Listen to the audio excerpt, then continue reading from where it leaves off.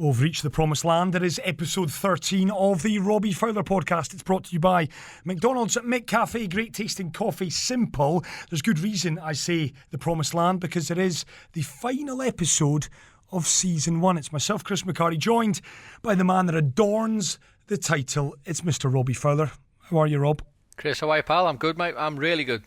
How is another good guest today? Another good guest. We'll get to him in a second. But how are you? How's lockdown in Liverpool? Well, yeah, it's not great, is it? I mean, we're all struggling, Chris, aren't we? So we hopefully within the next week or so, there's going to be a few restrictions lifted, which will give everyone a little bit of a cheer up and a little bit of a smile. But till then, mate, we've just got to soldier along, haven't we? It's not great. Absolutely, you do. But will you be pulling one or two strings? Will you be at Anfield in the next coming weeks? I've no plans, mate, to be fair. But I mean, obviously, you know, I'm a bit of a football connoisseur, mate. You so are. obviously, in and around Easter holidays, Christmas holidays, all these type of holidays are brilliant because there's loads of football. So there's loads of football coming up, so I'm quite happy. Good man. Listen, you mentioned it right there. We've got a very special guest, a real good guest this, and anyone who's been listening to this podcast regularly will know that I'm a bit of an obsessive over this fella. I won't tell him that because that just sounds weird. But Brendan Rodgers. I'll tell him. You can tell him. You can tell him, Rob. Brendan Rodgers, though, and you know what? A lot's been said about him, and I want to get your take on him before we welcome him into the conversation. Brendan Rodgers, Liverpool fans, I've often said that he gets a rough ride from Liverpool fans. Am I right in saying that? I think you're right to a degree. I think there's obviously a minority, and that is any club in the world, and that is any fans of any club, obviously with their recollections or their ideas of what a manager will look like. But I think there's no doubt about where Brendan, when he left Liverpool, I think they were in a much better position than when he took over. I've got a lot of time for him. I like him. I think he's a very, very good manager. But look, whenever anyone, whether it's a player, whenever it's a manager, whenever they leave a football club anyway, there will be people questioning, people saying whether he was the right man for the job, whether he was this, he was that. But I don't think anyone could argue the fact is that he did take over a Liverpool team that was relatively struggling. Did he make them competitive again? Of course he did. Okay, the end of his tenure, if you like, where they probably struggled to get a few results. But I still thought that he was a great manager, and he did do very well for Liverpool. But not everyone will agree with me, and that's just the way football is, and this is why we love football, because everyone will have their opinion, everyone will have different opinions, as I've said. And who's right and who's wrong? Well, the fact is that he's no longer at Liverpool tells you that. That gives you a little bit of an insight, doesn't it, or a little bit of an answer to the question. Very diplomatic, Robert.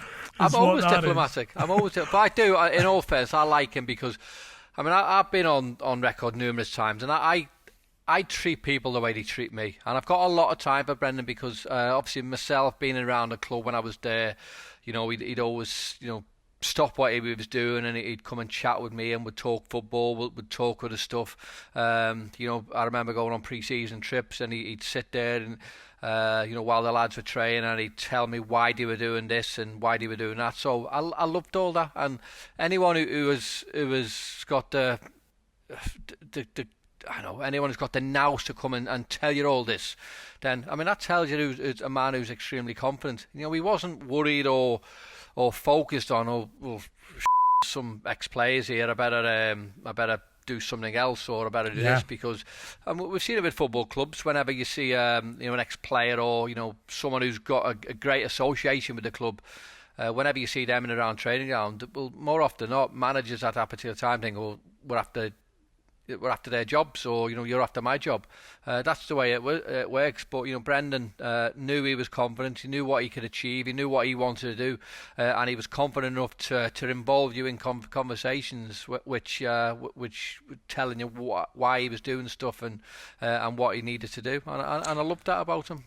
Ultimately, Rob, because I am a fan, I think as a coach, fantastic. I actually think he's one of the very best out there in the English Premier League. Where he, I guess, came a cropper from a Liverpool standpoint, was it recruitment? I think I read a fact or a stat that 23 players came in over his tenure, close to £300 million was spent. and you look at the names that he brought in, Mario Balotelli, I'm not saying anything people don't know, a disaster at that football club. Ricky Lambert, a heck of a player, a good player, maybe not quite at Liverpool level, if that's fair to say. I mean, was that his big Achilles heel? Yes and no. I think, again, any manager comes in will bring players in, and not every player will work for that manager. I mean, you look at the likes of, who did he bring in? He brought Dejan Lovren. Divock Origi, who went on to score in Champions League. Joe Gomez, who's potentially one of the outstanding younger players in the Premier League. Obviously James Milner as a free agent come in, he's still there, being part of a great Liverpool team. Coutinho, and, Firmino, yeah. There's a player who's obviously instrumental in getting Liverpool to the trophies they've won. So of course people will question that, and what I said before about people's opinions on Brendan Rodgers. He's a manager who tried to bring out the very best, and okay, not every decision or not every play that you make is the right one, and we all know that, and we've all got to be extremely naive who we think, he's going to sign this player, he's going to be perfect. You do chop and change, and you do try and work out the best scenarios. And look, be honest, there's lots of players. I mean, you've mentioned Balotelli, but there's lots of other players who didn't necessarily work as well. But the big one again was Balotelli. I mean, he came on a free, so I'm not sure what his wages was, but he wasn't the answer. I think we probably all could have said what the outcome for that was. But was it a case of we need a forward, and maybe we're desperate for one. Obviously not desperate enough, as we'll find out, but I want to get to this before Brendan comes on, Rob, because you referenced this in, I think, the Paul Scholes episode, where Scholesy came back from retirement. He got another chance from Fergie at Old Trafford, and you said, well, I picked up the phone and I offered my services to Brendan at Liverpool. Yeah. True as the day is long. Yeah, no, I did actually, and I'm not really what period of time it was, but obviously Brendan was the manager, and I did send him a message. So it must have been a situation where Liverpool were struggling. So I've obviously got these big high hopes of maybe my second spell at Liverpool, where Liverpool was struggling to score goals. Well, maybe I could come in and do it. And obviously Rafa picked up the forward and got me back there. So done okay, done a decent job, I thought, when I went back. So like the Liverpool lad in me and the confidence in me came out when Liverpool again were maybe struggling to score goals. So I'm thinking, I'll throw me 10 pence worth in again. And I did send Brendan a message, and I'm not sure if he'll remember, unless he thought it was an April 1st type thing. I don't even know when it was. But I did send him a message saying, I would love to come and play. I've not had any answers to it. Well, I hope, to be fair, I hope he does remember that. I hope he proves it to be true. But I've actually strolled through all the messages I've got, from myself to Brendan, and I can't find it. But what I'm assuming was it must have been his old number, or some fella called Brendan somewhere else has just haven't got a clue what I'm talking about. Some fella called Robbie wants to play for you. I'm delighted to say that Brendan Rodgers has been listening to that, Robbie, so we can ask him that very question now. It's great to have you. Very well, Brendan. Brendan, how are you, pal? Yeah, very good, thanks. Very good. Well, let's start right there. Brendan, Leicester City manager, great to have you on the Robbie Fowler podcast. And Brendan, Robbie was just regaling us a tale there. We've got to start right here. You were a Liverpool manager at the time. I think there was a bit of a striker crisis. Robbie sent a message to you, or at least he thought he was sending a message to you. Did you get said message? I can remember I got this picture of a pair of boots. I think it was saying that he was still there and ready if I needed him. And bless him, he was this incredible striker and someone who I admired and respected so much. But I just didn't feel at that time that he had the legs that I needed. Brendan, will always. When you score goals like me, you don't need legs. I could have just stood on the edge of the box and just put anything in the back of the net that you needed. Yeah, but to be fair, Mario did that. But didn't quite. Quite finished. Yeah, apart from the finishing part, yeah. Oh, brilliant. Because I always remember, I remember when I sent you the message, I'm thinking, can't believe I've just done that. But again, I actually believed in myself as well, and that's the frightening thing about it. Even though I was finished, I admit I know that. So I think you've actually done me a favour, Brendan, by not replying. No, listen, mate, I know it's one of those ones where I can graciously say no to people when you get experience. And to be fair, I did a similar thing, bless me, and it must be you strikers. I had the same thing at Celtic with Robbie Keane, and Robbie, bless him, was similar, but he, like I said, he'd played really well in a testimonial game and against Celtic, and he'd done very well. But now for you guys, it must be so difficult. You incredible players, and you still feel after a couple of Heinekens you can probably still do it. Yeah, I've got nothing. I've got nothing to come back for that. I think, Brendan, even now, I've not officially retired, to be fair. So I was never after the ego trip where I wanted people to say how good I was or you would issue with that. So I just sort of bowed out gracefully. But listen, I can still find them boots. They probably got cobwebs on. Well, listen, mate, you're an amazing striker and what a player. Aye, listen, don't you tell him that. I've been saying this the whole season long. He's called God, for goodness sake, Brendan. But listen, it's genuinely great to have you on. We were just commenting there, and to embarrass you a little bit now, Brendan, massive fan of what you've done throughout your career. I've followed it very closely. I've been fortunate to spend a bit of time with you in Dubai, albeit very briefly, up at the Nado Sheba Sports Complex. I want to start with Leicester. I want to come here if I can, commend you on the job that you're doing there. And listen, give us your kind of summation, if you will, of the season so far, and give us a kind of overview of how happy you are with what you boys have done thus far. Yeah, listen, the players have been brilliant in terms of what we've had to contend with a lot of injuries and a lot of injuries to key players, but we've had to try and find the way. We've had a European campaign. That was our first sort of season with Europe in the mix as well. And but overall, the players have shown a great mentality. They've played some great games, some big results. And now we find ourselves with 9 games to go in the league, 1 point off of second, and then the semi-final of the FA Cup. So, but we also understand that there's still a way to go yet. So, but they're a joy to work with. I've got to say they're a great bunch of boys who they're very honest. They want to learn, they want to develop, and like I said, they give their best in every game. Brendan, you think about obviously last season where you were in the Champions League places for a large portion of the season, and then sort of fell away at the end, which obviously with COVID situation and various games, you obviously drifted away. And then do you get together at the end of the season and then do you talk about the plans and what constitutes a success for Leicester now? Surely being in the top 3 at the minute, semi-finals of the FA Cup, regardless of what happens now, this season has been hugely successful for yourself and for Leicester City. Yeah, I think, Robbie, what we did was the narrative around it was that we'd obviously fell away and we dropped out of the top 4 positions. But ultimately our goal, which it was again this year as well, is to reach European football.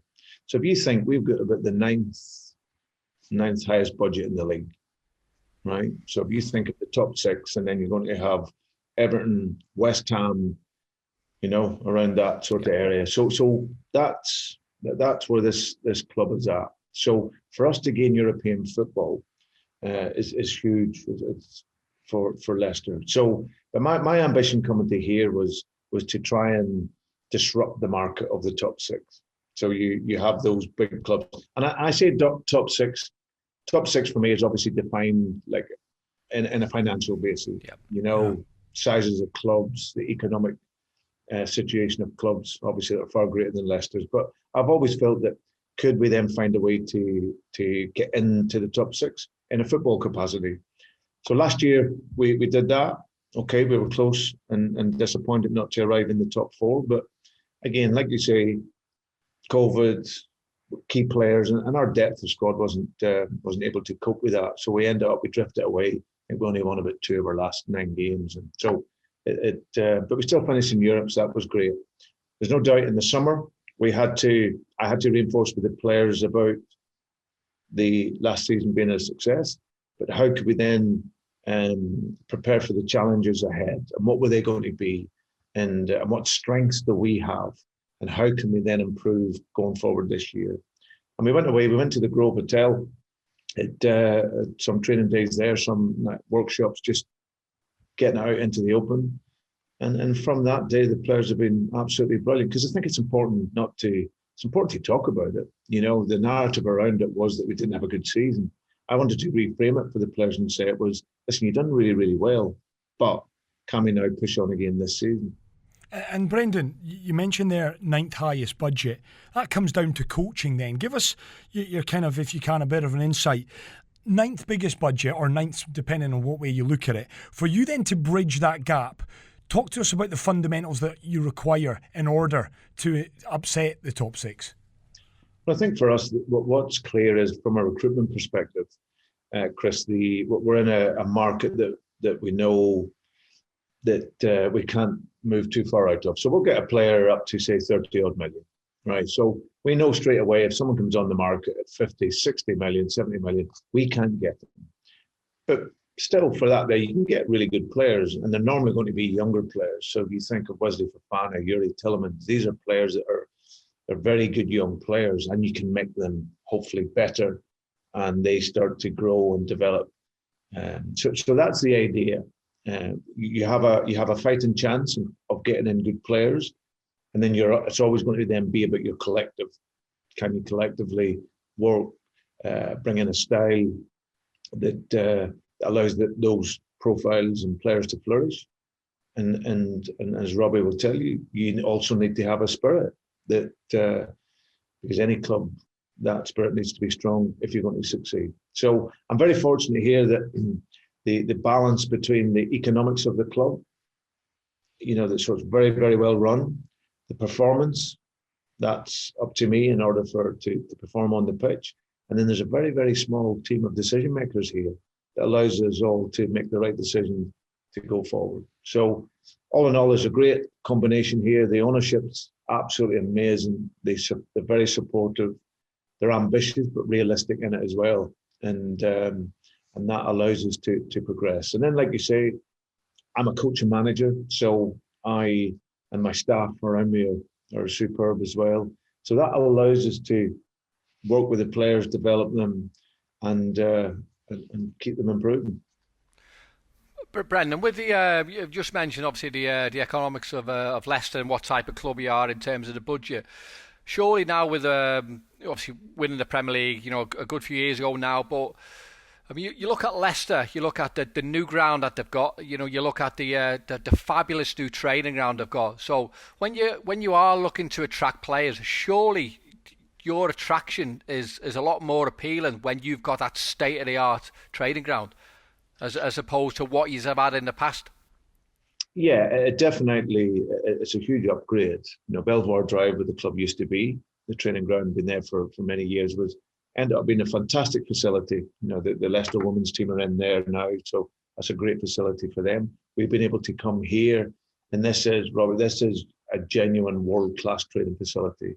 It's a huge testament to the owners and the legacy of Convicha, the owner who obviously sadly passed away a few years back. To be in the facility that we're in here, it's absolutely incredible. So, yeah, that plays a huge part when as part of the sell when you're attracting players. Of course, but as you and I know, there's a certain level of player that no matter how good the facilities are, they want to maybe say go to play for Liverpool or Manchester United or Man City, wherever. So, but there's no doubt whenever you are a club that is a development club, and you're attracting players like Yuri Tielemans or Wesley Fofana, having the facilities, having the infrastructure and the environment is absolutely key to helping them grow and making the commitment to come here. Brendan, you said there, and it's your word there, a developing club. Clearly Leicester are still that. Champions, of course, a few years back, and Robbie's alluded to that. I wonder, though, with that stadium, with the new training ground, with yourself and your coaching staff, with the development of a lot of young players at the football club as well, and I don't want to pry too much here, but are agents starting to pick up the phone? Are you starting to see a bit of a shift now that Leicester, on merit, are actually starting? Let's forget the top 6. It's a top 7 now. Well, I think it's one where I think that work always continues. I think it's an attractive club. I think what we're trying to do is try to do it by design. We're trying to make this a sustainable club. It's always going to be really competitive for us and a challenge for us to stay in those top 6 position. Because of the nature of all the clubs that's there, but certainly it's something that I'm going to speak to Lee, my head of recruitment, and John Rudkin, our director of football. Yeah, there's lots of people that, I think it's our identity which is important. People see how the team plays. Players want to play in that style, and of course they know that coming to here, this is an environment where they're going to improve and develop. And listen, for me, 99.9% of players want to improve. So if you can create that environment and they're maybe not ready to make the step to Man City or Liverpool or whatever, then this can be a great place for them to be. Brendan, that obviously leads us to the coaching style, and just before obviously you joined us, I was telling Chris a story about me being on a pre-season tour with Liverpool, and me watching you train in pre-season, you getting a team ready, but what you did, and you went out of your way to come over to myself and Russia, as it was at the time, and you told us everything that you were doing and why you were doing it. Now, for me, that speaks volumes about you and how confident you are as a coach, because you don't really get managers wanting to do that with say, exit individuals from club in case today to maybe try and put a little bit of pressure on them. But that's why I've always had a little bit of time for you. Not only have you been good, but whenever anyone has come to watch, that you've always sort of felt comfortable around them and made whoever it was feel comfortable in around that training setup. Has that always been your coaching style, or is it something that you've developed as you've gone to the so-called Premier League or the bigger clubs, if you like? No, I think it's more human quality, Robbie. I care for people. Mm-hmm. I have a genuine care for people. I like to have an environment where it's welcoming. And I also go back to the reason I joined Liverpool. I joined Liverpool, I had an opportunity to go to a club that was in a better position after Swansea than what Liverpool were in. But I joined Liverpool because of the story of you, Rushy, Phil Neal, all the guys that I came across. And for me, as I said, it was amazing. I love being in your guys' company to hear the stories and also offer you the respect that usually the legends of the club. And that never frightened me. I tried to embrace that because that's why I was there. Usually the guys that made the club that it was. So, and if I could help or support in any way as the manager of the club, you or what you were doing, then I would always want to do that. And I think it's not so much, I don't think that's coaching style, because as I said, you'll come across coaches, like you say, who maybe want to keep legends of the club at a distance and keep them away from it. I always tried to embrace that. I loved the history of Liverpool.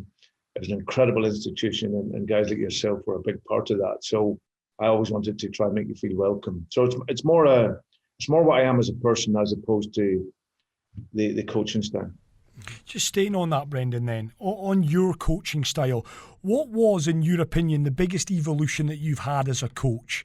You look at Chelsea Academy, Reading, Watford, Swansea, the wonderful job you did there, Liverpool, and we'll get to that in a little bit more detail, on to Celtic, those back-to-back trebles, now Leicester. Where, in your opinion, have you made the biggest jump in your kind of coaching evolution, if you will?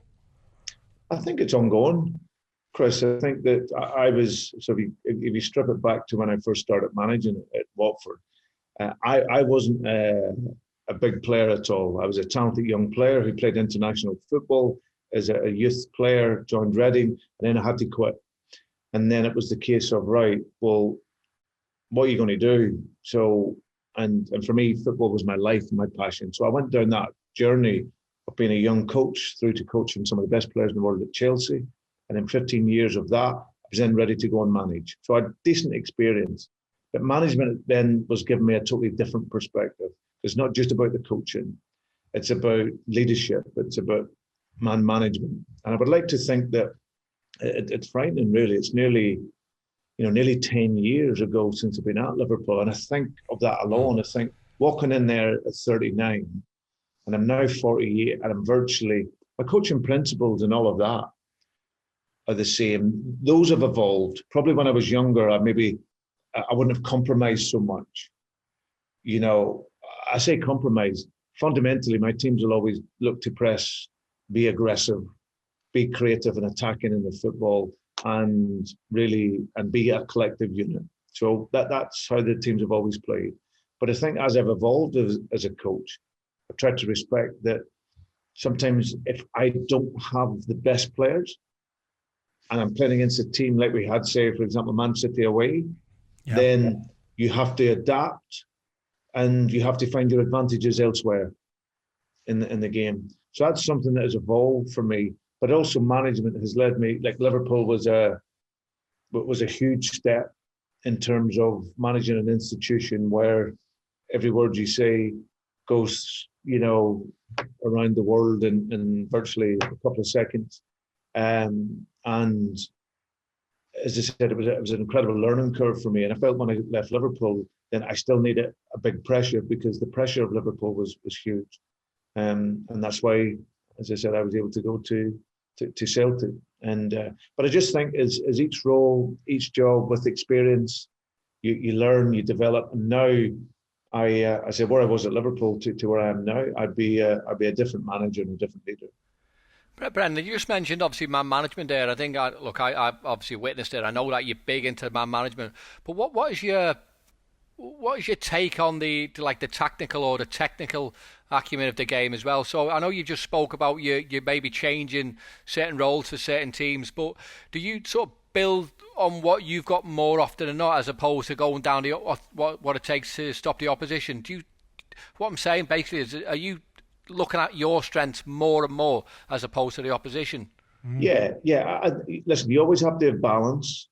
And it's one where there used to be the years ago when teams played the same system, managers and coaches were able to say, right, we're Liverpool, that's Manfield, there's no tactics, go and win. But the game has changed now. Mm-hmm. The game has evolved, fitness, everything in the game, loads of different tactics. So you have your own team's identity, and of course you want to impose and be dominant in your style, but you have to respect the other team. But what we'll then always look at more so is, because I think to attack well, you need to defend well. And that's something clearly that in particular over these last 5 years, I've understood even more as a coach. So in order to attack and be creative, you also need to be able to defend well. So you have to always have that in place. And the players in the modern game now, this generation of players, they all need that clarity. What might have seemed obvious 15, 20 years ago for players, that's how you'll defend or how you'll attack. Players now, they want to be clear on their role. So it's a different type of coaching and management. But then you go out and you send them out, and you then exploit the other team's shape and then find out where the advantages are. So, yeah, I'm very optimistic about my own team and look to send them out to be as super aggressive in both attack and defence. Brendan, when you're just speaking there, and obviously I'm into all that anyway, because I'm obviously quite interested in this, but do you work on specific individual roles, or do you work on unit roles for certain areas of the pitch when you're trying to stop an opposition? Yeah, both really. I think it's throughout the week you'll highlight key areas, that you've identified as either a strength of theirs, so our defenders need to be aware, but also where we can exploit. I think that's absolutely key. You're looking at the other team, and as I said, the notion is to go out and be really aggressive in the game, in your pressing, and then, like I said, there'll be specifics that you need to work in as well. the finishing element. We've done that a few weeks back when we had time to coach. I took away the likes of Barnes and Kelechi and Ayo Perez, Yuri Tillmans, and we've done some finishing just over the course of 25, 30 minutes. Different areas, 4 different training exercises of what could come for them in the game. And obviously and as you say, and I remember Rushy telling me when I was there, but just hitting the back of the net in training or in the game, even if you're tired, the minute you hit the back of the net as a striker, that you get energy from that. And so I'm always conscious of, especially attacking players, that to give them that confidence that they get the good habits of hitting the net. You've spoken there, Brendan, about the tactical side of the game more and more in the last 10, 15 years. What do you put that down to? Where is this fascination? Is it we, the media, that kind of, push that narrative, if you will? Is it the game just a natural evolution whereby young players today want to be educated on how to play the game of football? I won't say properly, because that would be doing a great disrespect and disservice to those that played the game before, because we've had Graham Souness. Now, Graham on this podcast said, load of nonsense, it's 11 blokes, you go out there, the better players will ultimately win. Steve McManaman said so a couple of weeks back. Where's this fascination with tactics coming from? Yeah, no, I don't totally agree with that, if I'm honest. I think that now, if 2 teams are lined up 4-4-2 and they go out and they play, then normally you'll find that the better teams will win that. Both tactics being the same, but where the game has evolved, is different systems, different organisations. So if you look at the Premier League now, and that's why I came back. There's a real fascination for me around the tactics, but it's dual, really. That you, as a manager and coach, tactics are no good if you can't obviously get your players to work for you and run. That's about your man management, your emotional hook with players. But once you got them able to do that, there's tactics in the game. You can't just throw out players and go, right, out you go, you're Liverpool or you're Celtic or you're Leicester, you're playing against a lesser team and expect to win. Yeah. So I think, there's more opinions around the game. There's more narratives around the game. Like you say, there's more reporting in the game. Some will look at just the players. There's going to be different parts of the media just purely look at tactics. There's websites all around the world focusing on tactics. So there's just more coverage of it.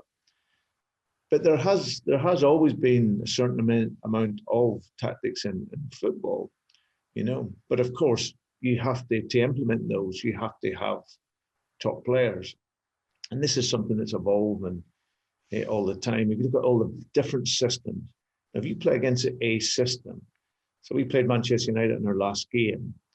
We're playing 3-4-1-2. They're playing 4-2-3-1. Right. So I now got to think, where's the advantage against that system? And if I don't make that clear to the players, they'll go out and play. But if I can help them find the advantage of my system against that system, that surely gives us a better chance of winning. And if we can then exploit that advantage, then hopefully we can win the game. So there's 2 teams playing 2 different systems. Manchester United have incredible players, iconic club, and you get Leicester, smaller club, not on the same level, but can we find a way to win? Now that's tactical, and I enjoy that. Some coaches don't. Some coaches will think it's all emotional, and that's fine. For me, there's a balance. You can't disregard either one, because you get all the tactics in the world, but if the players don't want to run, it's no good. Brendan, when you talk about obviously tactics and obviously setups and systems playing against opposition or the way you set up, I'm a big believer in, look, whatever formation or whatever system that you play anyway. I mean, the good players will work it out and they'll adapt and they'll need to adapt to whatever situation's on in that pitch anyway. But if you move a player maybe 10 yards, 5-10 yards, that system and that formation changes anyway. So you've got to get into the players' heads that this might happen, and you've got to maybe see sense on the pitch of what's needed and what can be done to sort of combat anything. Yeah, 100%, Robbie. And I think the point that you're saying there and is absolutely right. I think nowadays even more, as I said, this is a new generation of player where when you played and when you were around playing, yeah, you were bright, you were clever, you were streetwise. Sometimes you didn't need to be told things, you just worked it out on the field. But now lots of players, and it's just the generation, they're very inquisitive. They want to ask, they want to be sure, they want to be clear of their role. And they want to be told that, Mm-hmm. And even sometimes they know, they're still looking clarity in the position. But so that element of responsibility, because I think now there's a danger of you as a coach or manager, if you just expect the guy to know it, like the guy 20, 30 years ago, just to know it. Because the world's different. It's a different mindset now of this generation. So it's, but yeah, they'll work it out, but they need help in working it out, probably more so now than maybe what it was a number of years ago. I was interested to read, Brendan, that I think you've studied Neurolinguistic programming completely over my head. Give us an idea of that, please. Break that into layman's terms, because I find this fascinating. It's just communication.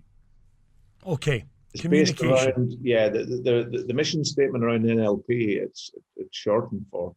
It's basically that the quality of your life is the quality of your communication. And it's as simple as that. And when you think of it in simple terms, that ability to communicate with people. And in our game, that's what it's about. You're working with different players from different nationalities, how your body language, all that sort of side of it, how you can communicate. I first started it really to help me in my as a parent, bringing up my kids now, who are obviously a lot older, but how could I help them and be a better father and communicate with them better? And then through the courses and that and classes that I did, it then evolves into lots of things. But really, that's the simplicity of it. It's communicating with people. Well, I've got a story that you may recall. We were in conversation with John Terry over in these parts, over in Dubai, about 18 months ago. And your name cropped up in a conversation. And I asked about you. I think you were still Celtic, or you'd just taken over at Leicester at the time, I think it was. And I said, Brendan Rodgers, talk to me about him. And he said, top coach. Not saying that to embarrass you. This is John's words, not mine. And he recalled a story where he hadn't scored. And I want you to pick up this story. I'm hoping you recall this. He hadn't been scoring, and John said that he put an awful lot of stock in adding to the attacking kind of semblance of what Chelsea was, that he was a bit down on himself. And he didn't realise that he was down on himself until you tapped him on the shoulder one morning and said, John, come over. Do you recall this, that you had put a video montage together? Talk us through that. Yeah. I think at the time, what had happened on, Josie had left, Abraham Grant was the manager, and I felt that there was a group of the senior players, and in particular John, they were carrying a lot. There's a big burden on him. And John at the time, and the skipper that he was obviously trying to help everyone. And I could see it was affecting him. He was world class. He was, John, and he was a good man. And I pulled him one morning and said, listen, after training, can we have a word? Because I was thinking, this is a guy who's trying to motivate everyone else. And I'd seen over the previous few weeks, how could I help him? So what I did was I pulled him into one of the rooms, and I said, and I was pretty clear with him. I said, listen, for me, you got to look after yourself, because your performances dropped. And I didn't want to wait 6 months to tell him something I could tell him now. So I was honest with him, I was clear with him, but at the same time, I also wanted to help him. And then what I did was I got this montage of clips for him. to show him at his best. And then I got a friend of mine who was a writer, and I got him to put together a little story about John and how good he was and how good he could be. And the writer was much more clever with words than me, so he could put it into a nice little poem. And then I got that in a frame. And having been around John's house, I knew the colour scheme in his house. So I got it framed. And I just gave that to him as a memento, really, to listen, you make sure you're a top player, and the other boys, they'll look after themselves. We'll look after them. But you just make sure you're right. And if you're right, then everything else goes from there. I think it was one for me. I could see who motivates the motivator. Yeah. He was this club captain. He was this iconic figure. And for me, he needed help. And I wanted to just help him in an emotional way, because emotionally, that's ultimately, like I said earlier, that's what it's about. You can be the best player in the world. And I knew that John could jump as high as this room. But what makes him jump? If he doesn't want to jump, it doesn't matter. So it's trying to find the emotional hook with players to help them. And that was just obviously something I felt was right at that time to give him a boost. Great story. Love that. Top stuff, that. It's a proper story, that. The other story that I think it was actually you, Brendan, I don't want to embarrass you on this pod, but one thing that you said, that one of the best pieces of advice that you were given was from Sir Alex Ferguson, whereby he said, I think, and again, I'm not wanting to put words in your mouth, Brendan, you are the neurolinguistic programming expert, not me. Nothing to do with it. It's communication, exactly that. Where Fergie had said to you, the sooner, Brendan, you get your coaching staff to understand what it is that you're about, what you want from them Monday to Friday, and take a step back, the sooner you'll see the bigger picture. Am I on the right lines with that? What did he mean, and what did you kind of take away from that? No, yeah, well, that's what he meant. He didn't quite say it like that, but what he'd touched on was was observation. And that's definitely something in the last 5 years that I've brought into my work. So basically, what he was saying was that I was a coach who, like I said, I was never a big player, so I had to earn my stripes on the grass. So virtually right the way through my career, right the way through to Liverpool, I would take virtually every session and absolutely everything. And that's my strength on the field. But when he mentioned that, when I left Liverpool and when I was looking at and summarising my own work and how it could be better, I felt that I needed to observe more and take a step back from it. So I'll always create the strategy around the game, create the tactics around the game. But there was certain days where, I could let my staff do work, because by that stage, I'll have already set in place all the principles of how we play and how we work. And if I have the staff around me that are really good coaches, I can then take a step back and observe a bit more and take a leadership role from a different perspective. And that's been that's been a big part of the last 5 years for me. So I don't feel I need to be right inside it. I'll always lead it. I'll always set the structure of it, but I pick up things now that I wouldn't have done, in the past, just purely through observation, because you can read the body language of people better. You can see things better. Sometimes when you're coaching, you're right in that moment, and you have an overview, of course, but it's totally different when you're detached from it that little bit. So observation, and especially as you gain experience and a bit more wisdom around management, that is definitely something that is important. I couldn't have done that when I was a young coach, because I was fighting my way in the game. I was trying to prove that I understood the game. I had to earn the respect of top players. So in order to do that, one, I needed to be a good person so they could relate to and respect as a person.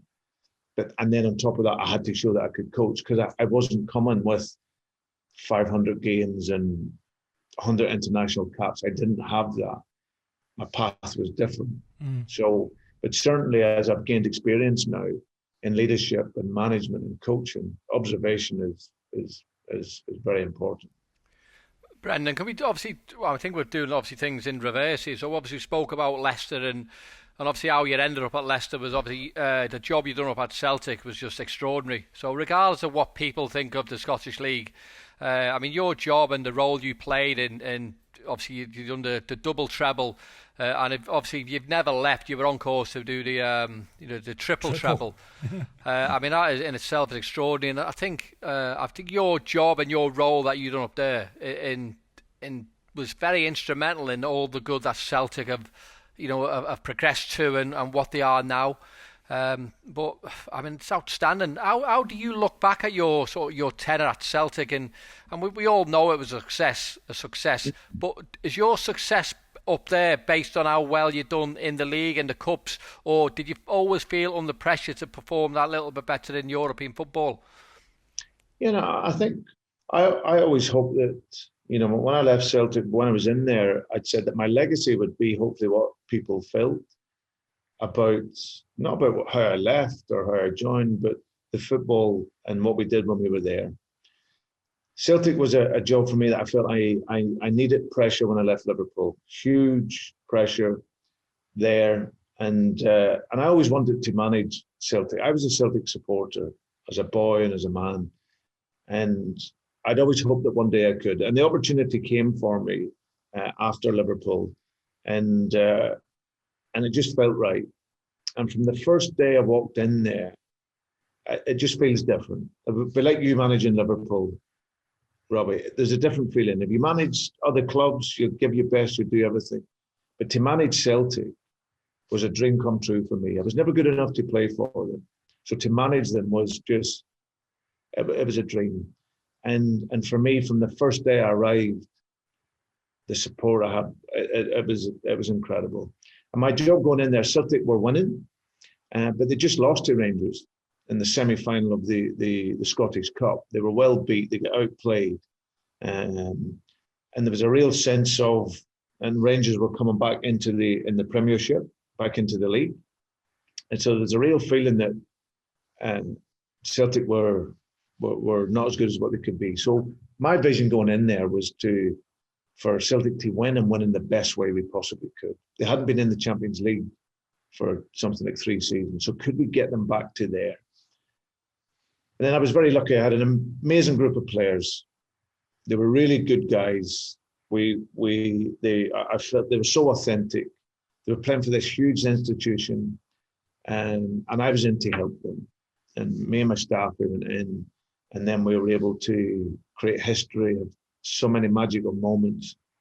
And then, like I said, when towards the end, I felt I'd taken Celtic as far as I could.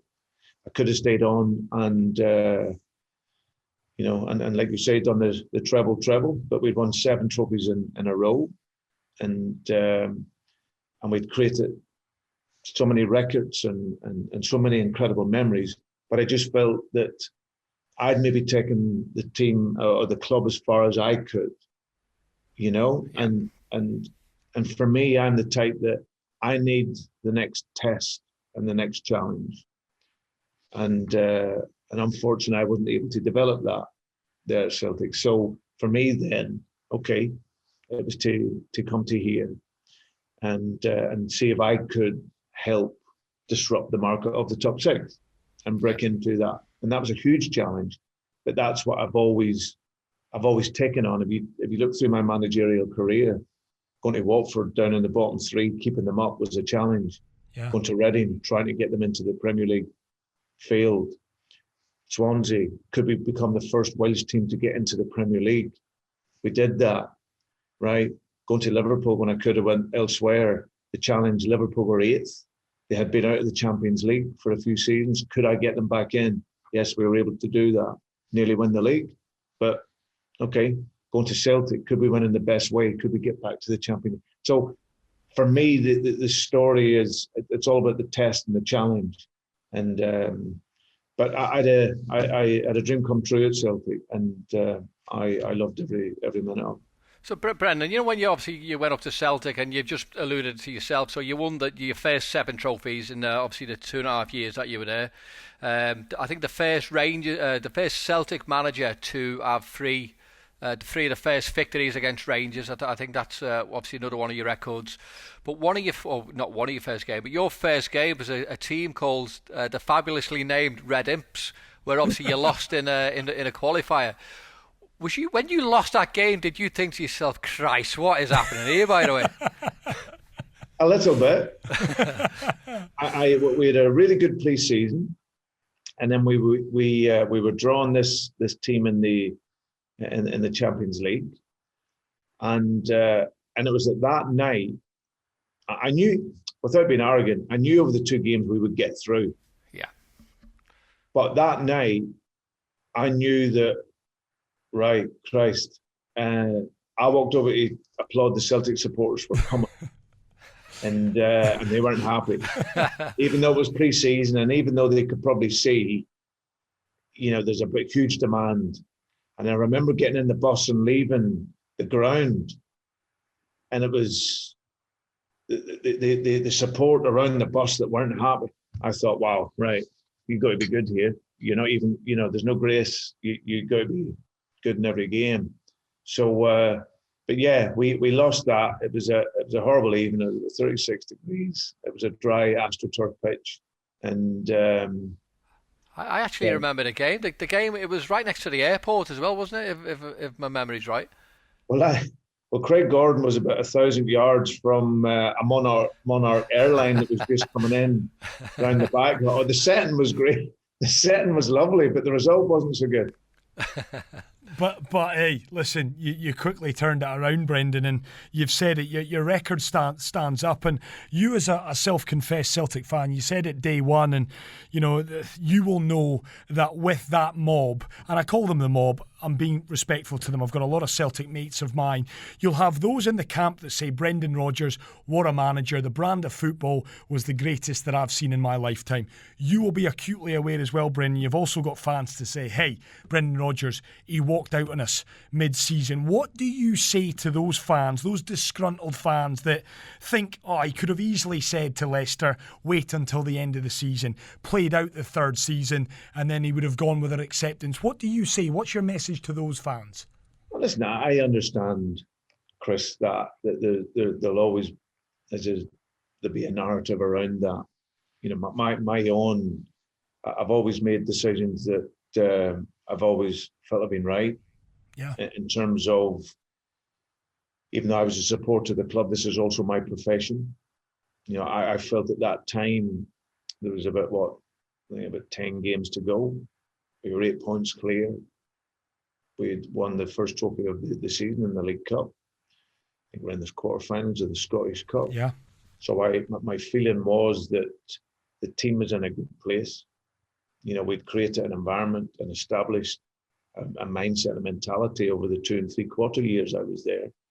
And it may not have been ideal to leave. And I can understand, any grievance towards me going away, because I know Celtic supporters, and I know that there's not another club like it. And how could you walk out on it? And I can totally accept that. But I know in my heart that from the first day I walked into Celtic, I gave Celtic my life. I gave everything to Celtic. My ambition was to improve the club on the pitch and off the pitch. And when that moment came that I felt I couldn't do that, I could have went on to the end of the season. But there was an opportunity for me to come to Leicester, see the players here for the last 10 games, and then prepare for the following season. And that period gave me a real opportunity to do that. So it actually worked out quite well if you look at it for both, because Celtic did stay on course to win the treble, which they did, and they won it by the 9-10 points that I left. And then I was able to come into Leicester and pick up a good feel for the players and establish a culture here. And then that would provide us with a good base to go to the next season. But yeah, listen, I totally understand it. And I'll never be critical, because I totally get why people would feel that, well, why shouldn't I stay? But my memory is more towards the times I had there, and all the joy that I felt when I was there, which was amazing. It was amazing. I mean, that's taking nothing away. I mean, 7 trophies in front of you. You won 7, for goodness sake, Brendan. I wonder as well, you've talked about, and you've mentioned about your kind of development as a coach, as a man, over the course of the last 10, 15 years in coaching. I wonder, you mentioned walking in, you've used the word institution twice. Liverpool Football Club, Celtic Football Club. 39 years of age, walking into Liverpool. Did you feel ready? And it's an honest answer kind of required, Brendan. When you look back now, when you think back, wow, 39, walking into Liverpool after the success you had at Swansea, knowing what you know now, did you feel ready for that job? Well, I think you do, Chris. I think when you arrive in there at that moment, and as I said, I was 39, so I was very, very young, but I'd had, virtually, nearly 20 years in terms of coaching and a small period as a manager. Of course, I look on it now, nearly 10 years later, and is my evolution as a manager much greater now? Would I be better prepared if I was to go in now? Absolutely. Of course, for sure. But at that time, you feel that you can go in and make an impact, and I think we did that with the budget that we had and with the players that we had there. You remember back then at Liverpool, we were having to bring in loan players, to come in and fill positions for us, and the strategy was very much that. We went on this magic carpet ride for 2 years, to just finish short on winning the league. And then, of course, third year wasn't so good, but we lost Louis and things had happened within that season. But no, it was, hindsight will always tell you, a manager at 39 and 48 is different. But we're all captains of hindsight, aren't we? Oh yeah, absolutely. Brendan, you spoke to about your tenure at Celtic and how successful it was, how you went in to go there and change the fortunes of the club, if you like, and become this dominant force again. When you went to Liverpool, and regardless of what people think, some people will have, certain ideas or sort of ideologies of how you was at Liverpool and what type of manager you was. But there's no doubt about it. When you came to Liverpool to when you left, Liverpool were a far better club, far better players, far better organised. But do you feel from your own personal point of view that do you get the respect and do you get the credit that you felt you deserved? Because, let's be honest, the club were in a better position than when you left than what they were when you took over. Yeah, I never looked for the personal side of it, Robbie. I know in my heart that I felt we'd done a decent job. Arriving in, we were looking to change the team identity. I knew I was taking over from an iconic figure in Kenny, so that always was going to be difficult. But I always tried to respect that, but I was very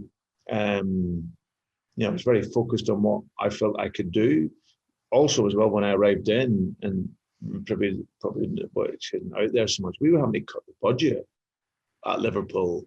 Between 30 and 40 million pounds, we were having to take off the wage bill. So you think players like Aquilani and that were being moved on, and Maxi Rodriguez was a fantastic player. So we were having to cut the budget whilst trying to be competitive. And I think in that first season, we were able to establish a lot of those ideas and principles whilst there was change happening. And the supporters were great because they could see what we were trying to do. And obviously the second year we went so close. And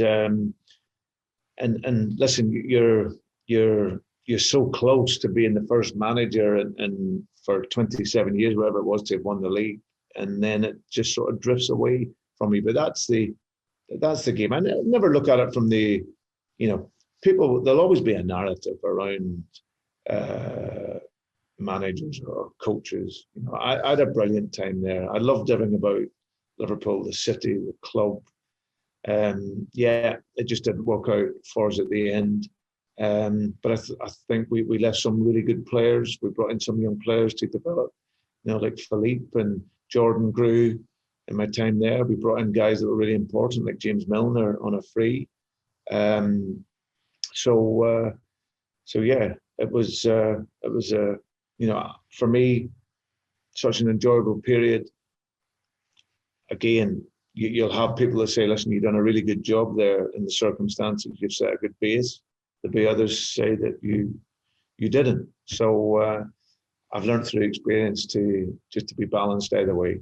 You know where I'm going with this next one, Brendan. John Terry says that he still wakes up basically every night. He got emotional with us when he talked about the penalty miss in Moscow 2008. We've had Stephen on this podcast, and Robbie was right. Robbie had the stats. He'd done his research. Not an awful lot's made of the fact that Chelsea, for goodness sake, lost to Sunderland, drew with Norwich, I believe it was, Robbie, wasn't it? Stamford Bridge in that run-in. You know the game I'm going to. Do you replay it, Brendan? Are you in the car? And I know you've moved on. You've been manager of Celtic. You're manager of Leicester. This is not about a disrespect to those teams. But are there times you'll be in the car, you'll be at the traffic lights, and you think to yourself, if I'd done that, if we'd done that. Does that take up your thoughts now and again? No. No, honestly? No, not at all.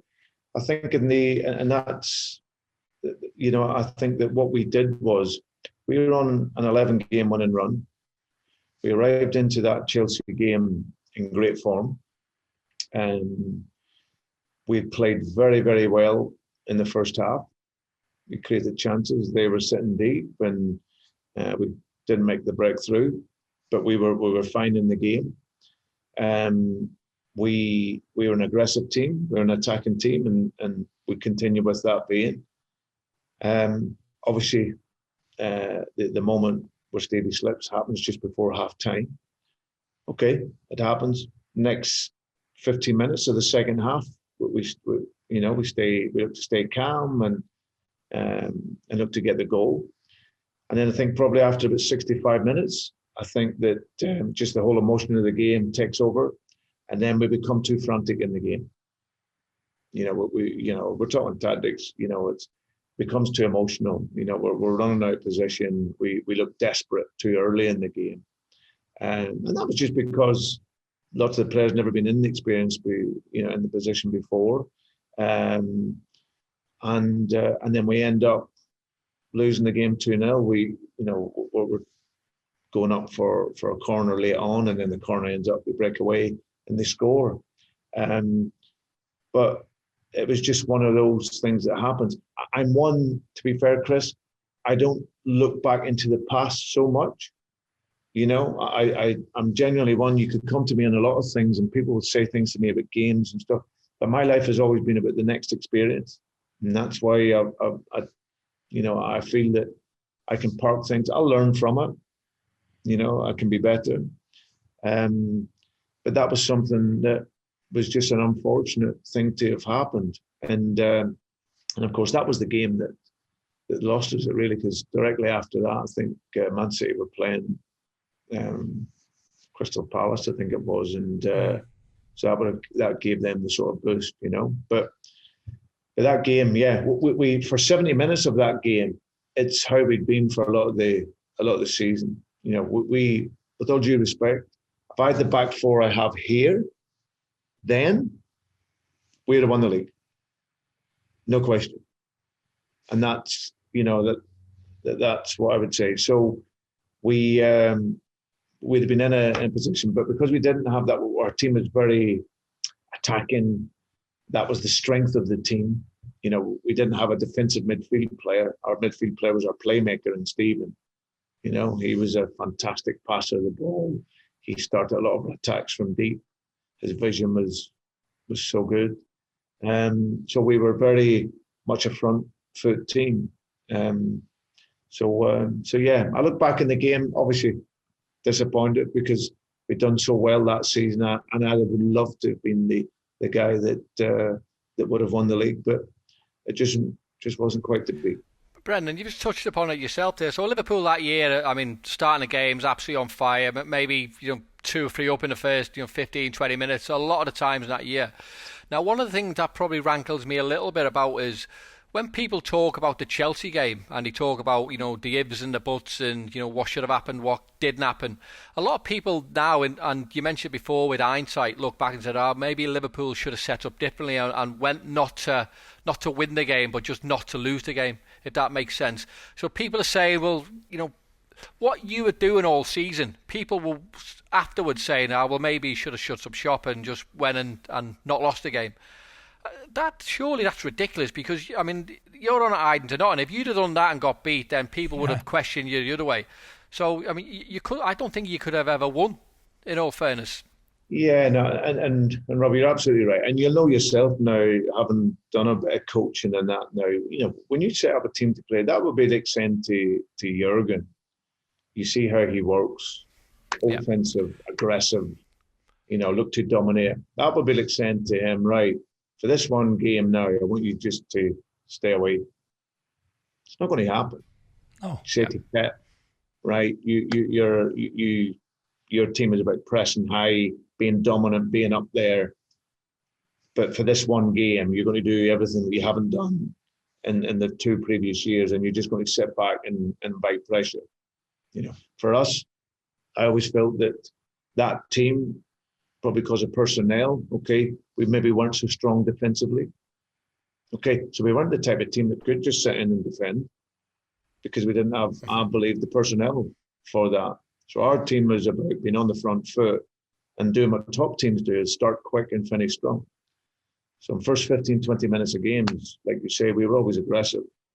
You think of the Arsenal game, we were 4-0 up in 20 minutes, and at home that season was amazing. So, yeah, I've heard 1 or 2 people talk around that, the tactics of it, and I don't necessarily agree with that, because, like you say, especially when you've been in coaching and management, it doesn't happen. You don't play like Pep Guardiola or Jurgen Klopp on a Monday and then turn around and play like Diego Simeone on a Tuesday. It's your identity, Brendan, I'm conscious of time. We've got you for another 5 minutes or so, and I promise I'll let you get on with your day. I want to ask, you said something interesting there about 70-minute mark. You could see the emotions of the match were starting to take over. Is that in real time, Brendan, or is that in hindsight? Because I wonder, and I'm not an elite football manager, how difficult is it to get control of that situation? In a lot of ways, are you riding that crest? Are you having to trust the players, or is this all in hindsight when you watch the game back? Are you seeing those emotions clearly? I just wonder on that, how you gain control when emotions are running so high. Yeah, well, that's something that can be difficult in the game, because there's a momentum there within the game. And like I said, we only needed to draw the game. It wasn't a game that we had to win. Obviously, you go out to win every game, Chris, but it was one where, you could just sense our best players were on the pitch. We were, I've always said, key to those last few games was Jordan Henderson not being there, because Jordan gave us great stability in the team. But yeah, I just felt it was we needed to score a goal. We had our best attackers on the field, and I trusted the team. We'd scored goals all season. We were the first, I think, Liverpool team in a long time to get over 100 goals, obviously. So I had trust that the best players were on there to score, and so you're seeing the game develop, and you're hoping then that you can get there at the end of the game, and unfortunately for us, we didn't. But which was a real shame. Yeah, and I know it was, Rob.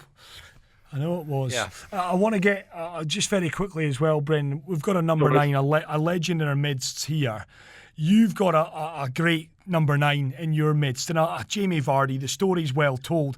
I wonder, Brendan, is he as good? Did you realise just how good Jamie Vardy was before you started working with him? Yeah, I think his story was out there. Everyone has loved Jamie's story from where he's come from. And if you actually think on it, became a professional, professional player at 25. He scores his first Premier League goal at 27. Wow. Yet he's got the numbers and the standing in the game. So, at this point of his game. And Robbie will tell you, it's absolutely phenomenal. Yeah. I said to him when I first met him, I could see him from afar. I could see he was, he's streetwise, he's cunning and a bit like Robbie and a bit like Suarez and these guys. He's that type, I've seen his pace, I've seen everything about him. I didn't realise how good he was in the game until I got here. I was so glad he was here. And even though at that time people felt he was on his way downhill, he was 32 and whatever. But for me, he's a natural striker. His timing of his movement, he's tactically brilliant. So that's why he's very, very rarely offside. His timing of his runs, he's cute. And what he's added to his game is you see lots of assists now he makes in the game. He's not one of those strikers that's going to come underneath and link the game and get turned on it and be super clever. He's a boy that frightens the life out of defenders going on the other side of them. And that, really, really hurts teams. So yeah, but a wonderful guy. I think he's mellowed a bit from what he would have been as a young player, but great energy, frightened of no one. He's frightened of nobody. He goes into the game. He respects, of course, but he goes in with the belief that he'll score in every game. And for me, he's been absolutely incredible. And now he's a joy to work with every day. Could he have linked up with Robbie Fowler, 2 number 9s? Would they have played well together? Yeah, absolutely. Well, top players do that, don't they? And different strengths, different qualities. Robbie was one that could go on the other side. He's quick. And then he was also one that could come underneath, turn and shoot from 30 yards into the top corner. So he had absolutely everything. Right, on that note, thanks very much, Brendan. Yeah, that's all I was here for. We should have just rolled this for a start. That would have been it. Well, on that note, because I'm conscious of time, Brendan, and you're a busy boy and we've kept you an hour, this is more of a question for, I think, our listeners, because a lot's been said about Jurgen and a lot's been said about Pep, and I genuinely put you up there with those boys. Other coaches that have caught your eye out with the kind of big boys, other coaches that we should all be keeping an eye on? I think if you look throughout the league, the Premier League is the most competitive league in the world, and I've always, Pep Guardiola and what he's done and how he's innovated the game, he's a genius. And you look at Jurgen as well, what Jurgen's done throughout his career and gone into Liverpool and the style he's implemented there, and also what he's brought. He was perfect for Liverpool. But yeah, you can go through the league, and Jose gets written off a bit in modern times. But this is one of the greats of this generation of coaches. He was absolutely phenomenal. Yes, a different style, a different way of working than some other coaches. But no, he was. There's lots. You look down the league. You look to Scotty Parker coming in, and Scotty's been really good. How his teams are trying to set them up to play. Graham's done a really good job at Brighton, changing the philosophy of his team. Dean Smith. So there's lots of to work at this level, and to be in around the competition at this level, and you have to have something about you. And every coach working at this level shows great qualities. Bielsa's someone that I've admired from a way back when he was manager in Argentina. I've got footage of him going years back, and then followed his career from that. He's again, outstanding coach, a guy that wants to develop players. He's got this unique man marking style that makes it difficult for any team. And and he's someone that I admired, and also his sporting behaviour as well. He likes his teams to win and play in a certain way, whilst always carrying a human respect for officials in the game. And I always feel he's very honest to the game, Marcello. So yeah, but it's incredible league to be involved in, incredible sport. It's the most competitive league in the world for a reason. Yeah. Good coaches, great players, and you get the chance to challenge yourself and test yourself in it every single week. And I love to do that. Is this, Brendan, I know you just mentioned it there, but is this the league where you want to finish football? I don't know. Robbie, I'm one that I'm open. My target is to get to 1,000 games and then see where I get to. I think about 585 games now as a manager, so I have a long way to go. And you know what this industry's like; it can take me all around the world. So we shall see. Okay, well, listen, if you've got another 400 games to go, Brendan, expect a text from me anytime then. I'll await on it with a little bit of boots. Brendan, listen, thanks very much. You're an absolute star, by the way. Yeah, top love man, that. Brendan.